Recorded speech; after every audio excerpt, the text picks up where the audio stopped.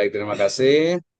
Bismillahirrahmanirrahim. Assalamualaikum warahmatullahi wabarakatuh. Waalaikumsalam warahmatullahi wabarakatuh.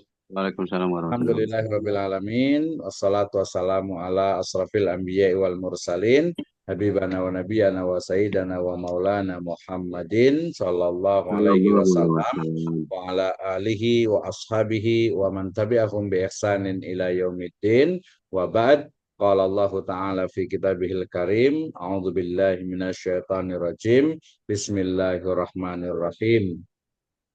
Inna anzalnahu fi lailatul qadar wa ma adraka ma lailatul qadar. Lailatul qadari khairum min alfis syahr. Tanazzalul malaikatu warruhu fiha biidni rabbihim min kulli amr. Salamun hiya hatta matla'il fajar. Wa qala Rasulullah sallallahu alaihi wasallam, talabul ilmi faridatun ala kulli muslim wa fi riwayatin muslimatin. Amma ba'd fa inna asdaqal hadithi kitabullah wa khairal huda huda nabiyyu sallallahu alaihi wasallam. Alhamdulillah, syukur Allah Subhanahu wa Ta'ala yang telah memberikan kepada kita kenikmatan iman, Islam, dan juga ihsan. Kemudian salawat dan salam sama-sama kita panjatkan kepada junjungan alam Habibana wa Nabiyana wa Sayyidana wa Maulana Muhammadin Sallallahu Alaihi Wasallam, kepada seluruh ahlul baitnya, para sahabatnya, serta orang-orang yang senantiasa mengikuti jejak sunnahnya hingga akhir zaman.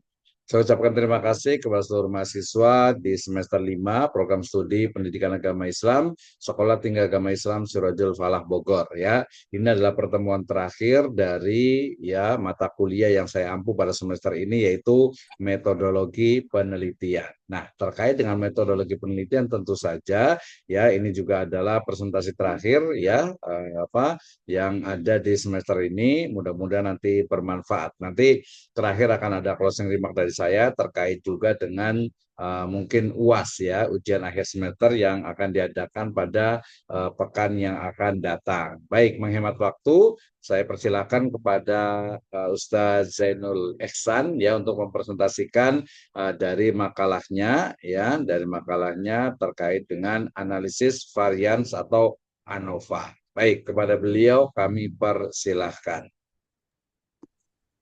Baik, terima kasih Fadil Hussein. Bismillahirrahmanirrahim. Assalamualaikum warahmatullahi wabarakatuh. Waalaikumsalam warahmatullahi wabarakatuh.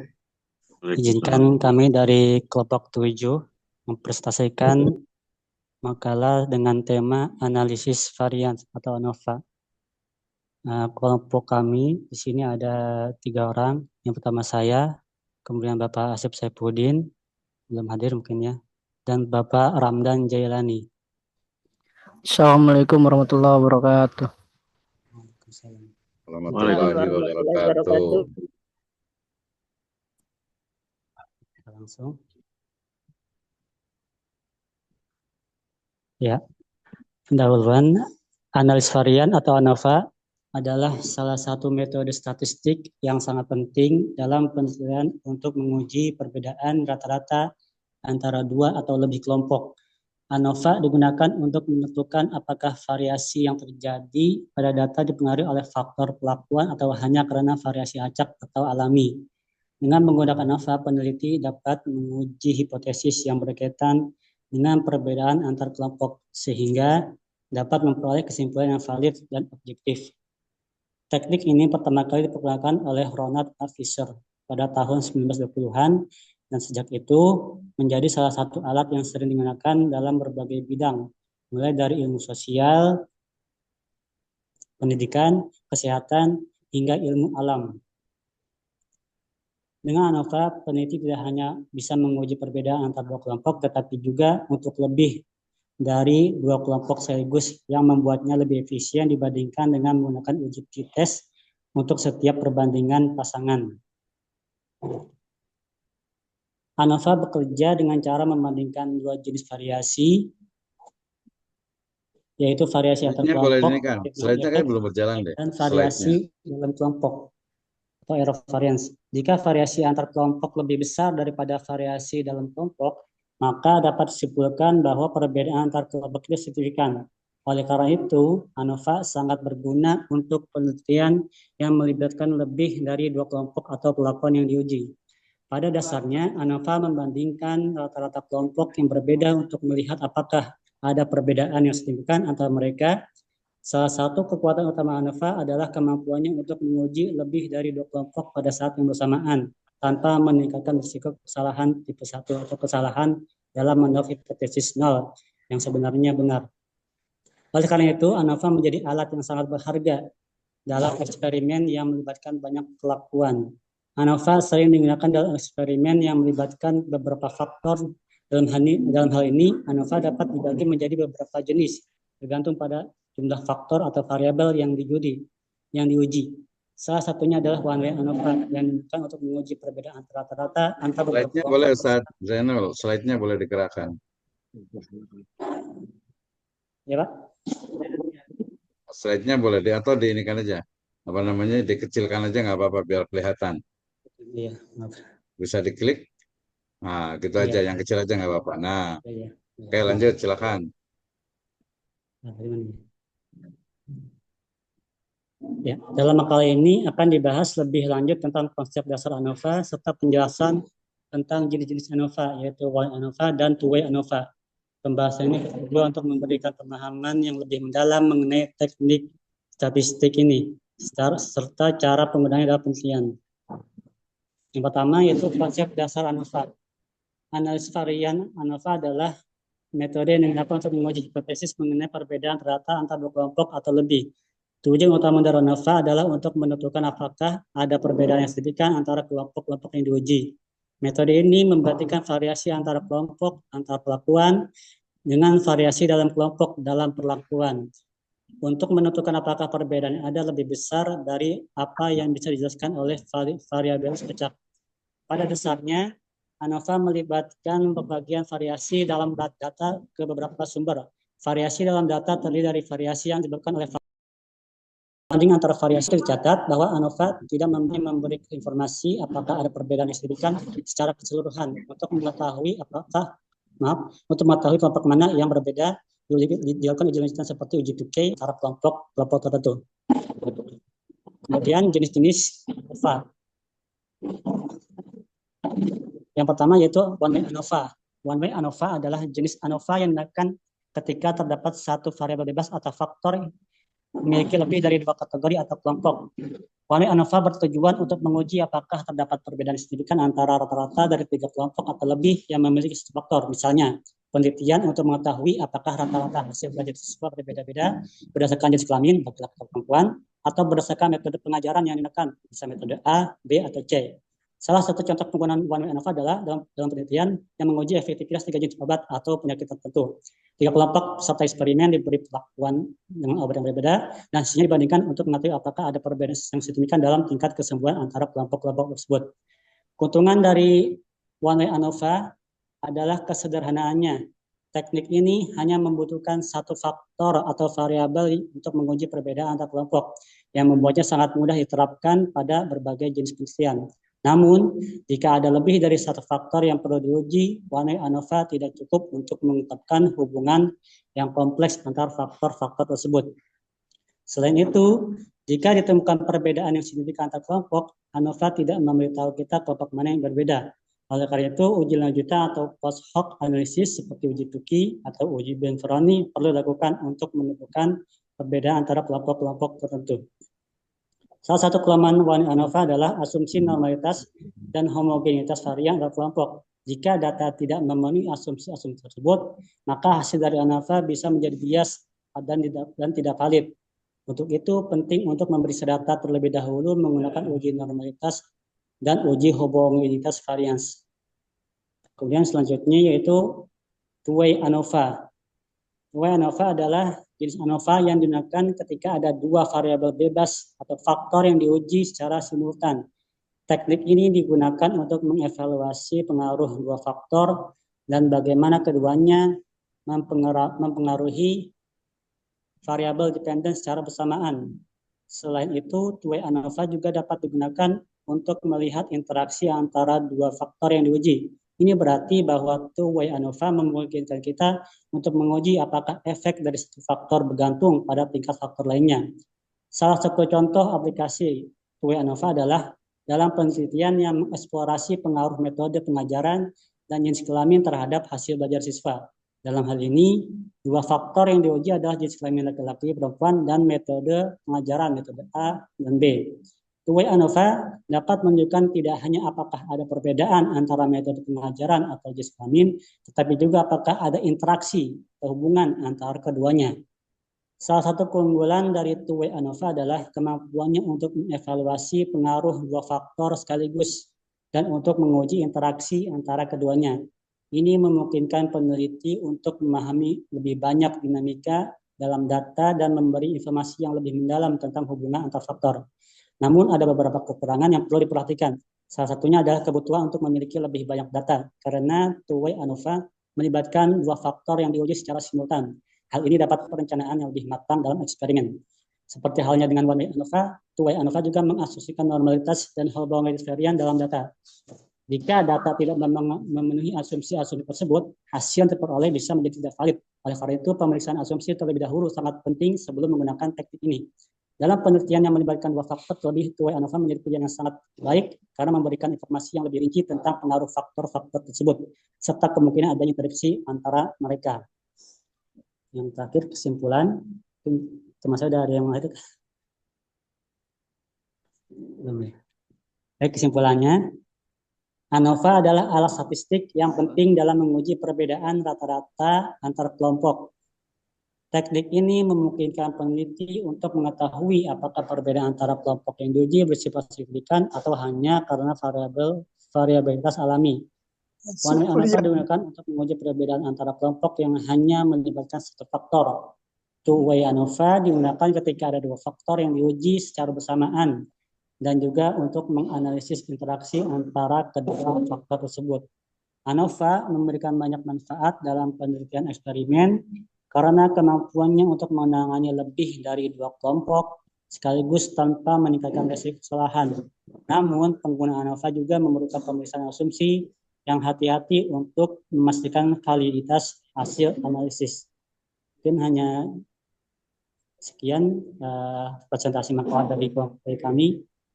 Kalau lebihnya kami mohon. Assalamualaikum warahmatullahi wabarakatuh.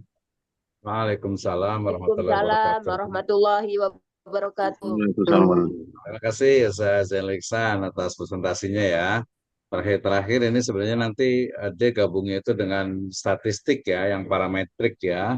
Jadi nanti untuk menggali ataupun untuk mengetahui tentang kalau umpamanya di regresi linear berganda itu adalah regresi linear baik itu sederhana ya ataupun juga berganda itu adalah untuk mencari istilahnya itu pengaruhnya ya, sementara kalau umpamanya ANOVA ini dia mencari justru yang tingkat istilahnya itu tidak berpengaruh ya, ketidakberpengaruhan dari antara X dengan Y-nya ya.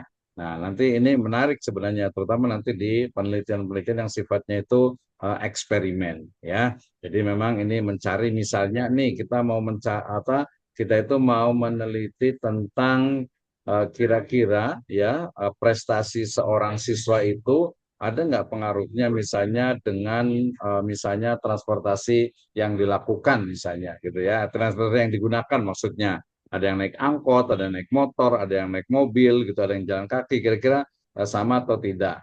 Jadi ada tidak sih sebenarnya keberpengaruhannya gitu. Jadi nanti berbeda dengan, jadi dia semacam lawan dari regresi linear ya, baik simpel ataupun juga berganda. Oke ya, terima kasih Ustaz Zainul Ihsan. Nanti kalau ada yang mau bertanya boleh juga kita persilahkan ya untuk bertanya. Tapi boleh Zainul Ihsan, saya mau nanya satu nih, mungkin teman-teman ada yang mau nanya juga nih ya. Jadi sebenarnya contoh dalam pendidikan atau dalam penelitian pendidikan yang menggunakan analisis ANOVA itu seperti apa nih contohnya nih mungkin ya.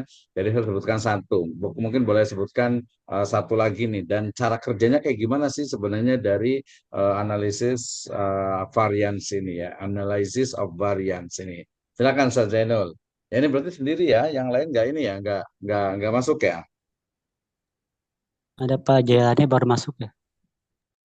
Oke, berarti nanti boleh kasih contohnya karena kemarin kan salah satu urutannya itu kan setelah menjelaskan tentang mekanisme atau tahapannya itu kan berikutnya adalah menjelaskan contoh ya, contoh dalam penelitian pendidikan agama Islam. Silakan, boleh berdua nih, mangga.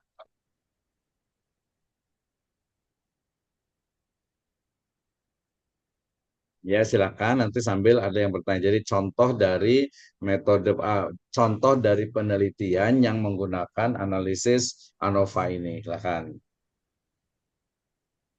Pak Jayana mungkin bisa bantu jawab. Ya, silakan. Boleh langsung sambil dijawab, nggak apa-apa. Sebentar Pak dosen lagi Cari-cari dulu juga boleh. cari Pak, dulu. Pak Jelani, siapa Pak Jelani itu siapa? Iya Pak, saya jalani Pak dosen. Ya, silakan. Sebentar lagi cari sebentar Pak dosen ya. Hmm.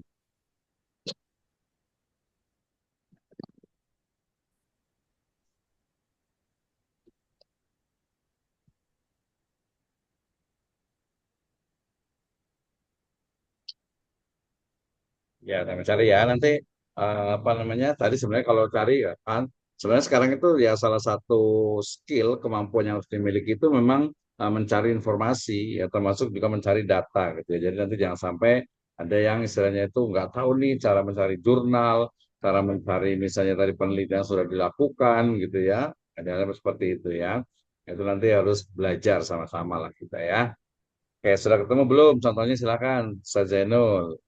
Baik, saya coba jawab ya Pak dosen ya.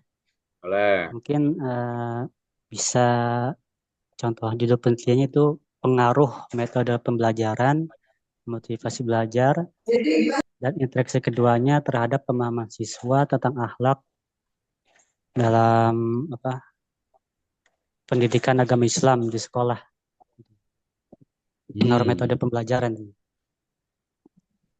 Iya, sebenarnya sebagian memang banyak sih kajian tentang metode apa pengaruh dari metode pembelajaran sebenarnya. Tapi sebenarnya lebih tepatnya sebenarnya bukan metodenya gitu ya. Kenapa? Karena kalau metode itu dia kan harus dieksperimenkan gitu ya. Sebenarnya bisa, cuman apa waktunya perlu lebih panjang karena harus ada eksperimen. Dan eksperimen itu kan kalau dalam metode penelitian itu kan harus true eksperimen sebenarnya gitu ya. True eksperimen itu maksudnya ada kelompok yang memang eksperimen, kelompok uji coba gitu ya. Dan satu lagi ada kelompok kontrol, artinya kelompok yang memang dia tidak diberikan treatment ya, tidak diberikan treatment, tidak diberikan assessment sehingga nanti akan bisa dibandingkan ya. Nah, adapun nanti biasanya yang tanpa adanya eksperimen murni yaitu biasanya adalah namanya itu disebut dengan kalau tadi true eksperimen itu adalah kuasi eksperimen. Jadi eksperimen atau uji coba yang tanpa melibatkan dari kelompok kontrolnya ya itu. Nah, kalau tadi penelitian disebutkan Zainul itu cenderung kepada apa namanya regresi ya karena di situ ada pengaruh. Kalau kita mencari tidak ada pengaruhnya, nah, nanti biasanya itu harus ada teori-teori yang mendukung. Ini terutama nanti teman-teman mahasiswa yang akan melakukan penelitian dengan pendekatan kuantitatif ya. Ini harus paham nih. Ya makanya tadi kalau umpamanya kita nggak bisa langsung bahas ANOVA gitu ya tanpa membahas sebelumnya gitu. Misalnya eksperimennya atau mungkin juga korelasinya atau regresinya itu nanti perlu dipelajari lagi ya sejenel ya.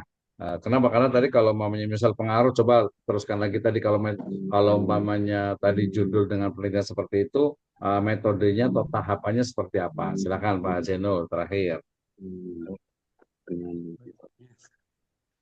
Metodenya berarti penelitian atau ngambil sampel dari salah satu kelas, misalnya kelas tingkat SMP, kelas 8 ya, kemudian diterapkan beberapa metode pembelajaran, kemudian disimpulkan hasil dari metode pembelajaran tersebut apakah berpengaruh terhadap akhlak dalam pendidikan agama Islam. Seperti itu Pak. Oke, ya tadi sebenarnya itu berarti dia sebenarnya bukan metodenya ya, bukan metode pembelajarannya, tapi lebih tepat itu adalah apa ya, mungkin bisa disebut bisa persepsi gitu ya, persepsi siswa dalam keterlibatannya dengan atau dalam mengikuti program atau metode pembelajaran itu gitu ya, sehingga nanti akan berpengaruh terhadap apa karakter dari siswa itu. Ya ini memang agak sedikit ini ya, agak sedikit mungkin dilematis ya ketika tadi misalnya metode gitu ya, padahal sebenarnya bukan metodenya tapi memang dari siswanya itu kalau metode dia harus pakai eksperimen, harus ada uji coba. Jadi misalnya gini, Tanya kakak nggak tahu, Bu. ingin meneliti tentang Tanya ke kakak nggak pengaruh tahu. dari metode Baghdadiyah misalnya, atau mungkin metode tilawati misalnya gitu ya, terhadap mungkin hasil Atau mau atau kakak prestasi duluan, belajar Bu? siswa misalnya gitu ya. Nah, maka kemudian berarti mestinya saya harus menerapkan metode itu, misalnya metode Al-Quran itu tilawati. Nah, kemudian nanti saya akan buat grup khusus yang satu tilawati, kemudian yang satunya itu non tilawati gitu ya. Kemudian nanti dilakukan proses pembelajaran, ada pretestnya, ya. Kemudian nanti dalam prosesnya juga ada ya tentu saja treatment yang dilakukan sampai nanti ujungnya adalah post test. Oh, berarti dari situ kita menemukan ternyata memang ada pengaruh nih dari pelaksanaan metode pembelajaran dari menggunakan tilawati itu. Nah, seperti itu ya. Nah, kalau ada kaitannya biasa dengan karakter, dengan akhlak, dengan prestasi belajar, dengan hasil belajar, dengan perilaku dan lain sebagainya. Itu ya, Zainal ya, Zainul Ihsan ya. Nanti bolehlah, nggak apa-apa kita nanti belajar lagi ya terkait dengan metode penelitian. Nanti semester besok, kemudian juga semester berikutnya kan langsung nyusun skripsi gitu ya. Jadi nanti akan terasa juga. Nanti akan ternyata paham semuanya. Yang pasti dari sekarang baca-baca lagi tentang buku-buku. Ya ini saya punya buku banyak sekali terkait dengan apa? Terkait dengan metode penelitian. Oke, terima kasih Ustaz Zainul. Boleh langsung silakan ditutup.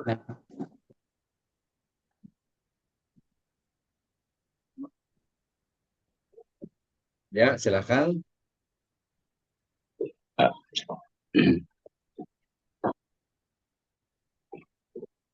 Ada? Tadi yang satu lagi siapa yang mau disampaikan? Ya, mungkin saya yang bisa nutup, Anggota. Zainul apalagi keluar, bisa langsung ditutup, Pak. Iya, boleh, silakan. Oke. Baik, terima kasih untuk khususnya buat guru kita Bapak Dr. Wisno. Mudah-mudahan persentase pada kelompok 7 ini membuat kita lebih banyak belajar lagi dalam segi analisis ANOVA, karena analisis ANOVA berhubungan dengan angka-angka dan mungkin dengan aplikasi-aplikasi yang lain. Mudah-mudahan itu saja yang bisa kami sampaikan. Mudah-mudahan ada manfaatnya. Banyak kesalahan itu datangnya dari kami, ada kebenaran datangnya dari Allah Subhanahu wa taala. Wallahu muwaffiq ila aqwamit thoriq. Wassalamualaikum warahmatullahi wabarakatuh. Waalaikumsalam warahmatullahi wabarakatuh. Terima kasih untuk kelompok